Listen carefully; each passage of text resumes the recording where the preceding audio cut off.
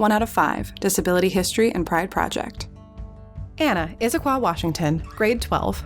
Hi, my name is Anna. I live in Issaquah and I go to Issaquah High School.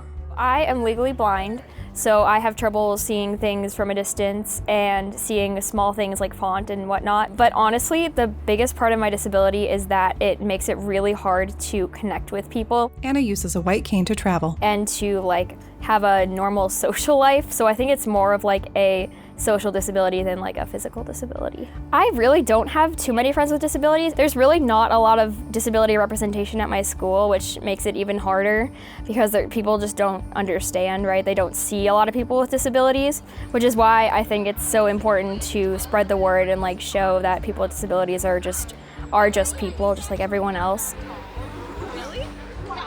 I use a monitor connected to the front board that sits on my desk so that I am able to see what's in front of everyone else that's right in front of me, so I can get really close to it. I also use enlarged papers, and sometimes I use Dropbox to type assignments because typing is faster. All the way through elementary and middle school, I decided not to use a cane just because I felt like I could memorize my way around the school, and it was kind of a barrier, right? I knew if I have something that looks like I'm different from other people, then it's gonna be even more socially isolating.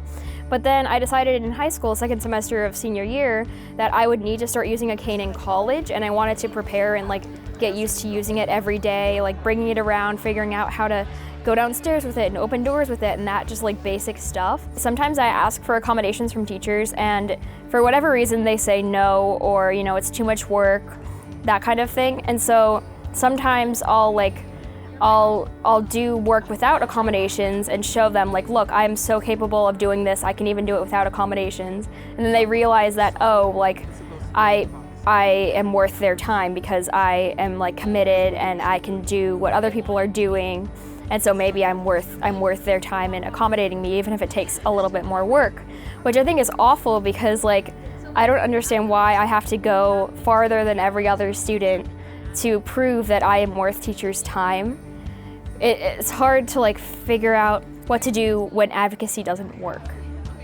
I was selected by my computer science teacher as Computer Science Student of the Year. I began creating voice recognition software, Levi, that helps out students with science labs. So it'll record data for you based on voice commands, or it'll read parts of your procedure for you. And that's really what I was able to do with Levi, is take voice recognition software, take Java to Word document software, and put everything together to make a cool new program. I was able to present Levi in front of a whole bunch of different high schools and middle schools and show him off to the world. I'm just so happy that other people see how valuable this kind of software could be, and I'm really hoping that it can make a big change in how science labs are performed for everybody, but especially people who have disabilities. In the fall, I'm planning on going to Brown University and possibly double majoring in computer science and cognitive science. Anna opens her acceptance card from Brown University. Inside it reads, "Congratulations, #Brown 2023.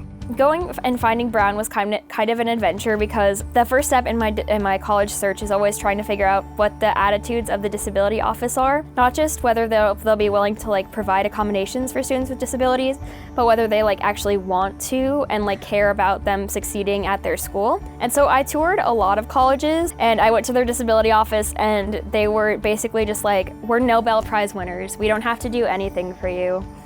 And so that was really heartbreaking.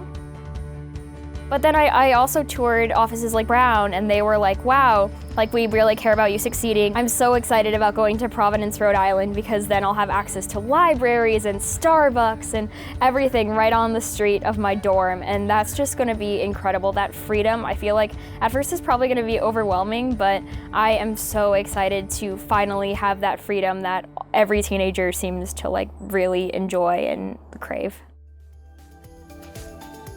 Produced by Rooted in Rights and the Washington State Governor's Office of the Education Ombuds. We listen, we inform, we help solve problems.